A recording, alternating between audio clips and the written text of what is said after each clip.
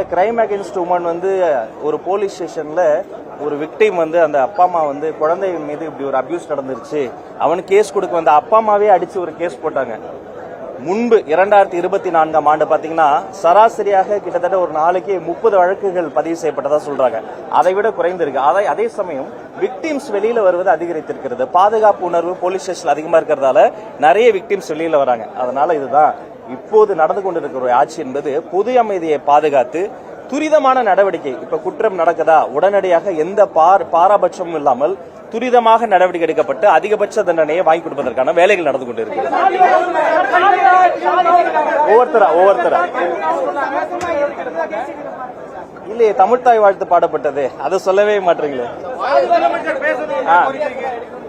சமூக நீதியை பொறுத்த வரைக்கும் நாங்க ஆட்சிக்கு வருவதற்கு முன்பிலிருந்தே சொல்றோம், சாதிவாரி கணக்கெடுப்பு நடத்தப்பட வேண்டும், சாதிவாரி சமூக நீதி கணக்காய்வு மாநில அரசு நடத்த வேண்டும். இதுல மாற்றம் இல்ல. அன்று சொன்னதான் இன்றும் சொல்றேன். ஏன்னா இது சமூக நீதியை அப்பதான் ரூட்ஸ்ல என்ன போயிருக்குன்னு பார்க்க முடியும். பிற்படுத்தப்பட்ட வகுப்பு, மிகவும் பிற்படுத்தப்பட்ட வகுப்பு, ஒடுக்கப்பட்டவர்கள்லயே ஒரு செக்டர் வந்துட்டாங்களா, இன்னொரு செக்டர் வரலையா, ரூட்ஸ்ல போயிருக்கா, முதல் தலைமுறை பட்டதாரி யாரு, பெண்கள் படிச்சிருக்காங்களா, பட்டதெல்லாம் எப்ப வரும்னா கணக்கெடுப்பும் கணக்காயும் நடந்தாதான் வரும். அதோட ஏற்கனவே இருக்கக்கூடிய விஷயங்களை நம்ம மீண்டும் வலியுறுத்தி இருக்கிறோம். அவங்க பண்ணலையே, நாம இதுல அழுத்தம் ஏற்படுத்தும் சொல்லி இருக்கிறோம். அவங்க மேடையில சொன்னாங்க, சட்டமன்றத்தில் சொல்லல. ஆனா நம்ம இதை கடுமையாக பின்பற்ற போகிறோம் என்பதற்கான எடுத்துக்காட்டு தான் இது. கணக்காய்வு மாநில அரசு பண்ணோம், சாதிவாரி கணக்கெடுப்பு மத்திய அரசு பண்ணணும், அதற்கான அழுத்தத்தையும் நாங்க கொடுப்போம்.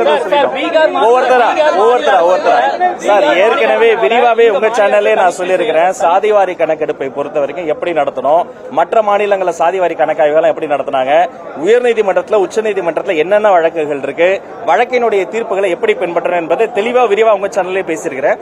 சுருக்கமா சொல்றேன், சாதிவாரி கணக்கெடுப்பை ஒன்றிய அரசு நடத்தணும், சாதிவாரி கணக்காய்வை மாநில அரசு நடத்தி இரண்டும் நடைபெறும். நாங்க பின்பற்றக்கூடிய ஒரே ஆள் மாண்புமிகு முதல்வர் சி ஜோசப் விஜய் அவர்கள் மட்டும்தான். மக்களை முன்னிலைப்படுத்தி பதில முடிக்க விடுங்க. நண்பா பதில நீங்க மட்டும் பேசுனா எப்படி, நாங்க பேசுறதை கொஞ்சம் கேளுங்க. அவரும் கேட்பார்ல, இவங்க எப்படியாவது மக்களுக்காக பேசுவாங்களா இல்ல போன்ல கேட்டுட்டு ஒரே கட்சிக்காக பேசுவாங்களா அப்படின்னு மக்களும் கேட்கறாங்க. நான் சொல்றதை நல்லா கவனிங்க. முதல் நாள் சிறப்பாக தொடங்கி இருக்கிறது. சமூக நீதி காம்ப்ரமைஸ் இல்லாம தொடங்கி இருக்கிறது. அதுக்கு இந்த சட்டமன்றமே பிரதிநிதித்துவம். இத்தனை ஒடுக்கப்பட்ட, இத்தனை பிற்படுத்தப்பட்ட, இத்தனை பெண்களுக்கு ஈக்குவலா ஜெண்டர் ஈக்குவாலிட்டியோட ஒரு கேபினெட் நடந்திருக்கு. இது எல்லாமே எதோடைய அறிகுறினா ஜனநாயகத்தினுடைய பாதையில் சென்று கொண்டிருக்கிறோம்.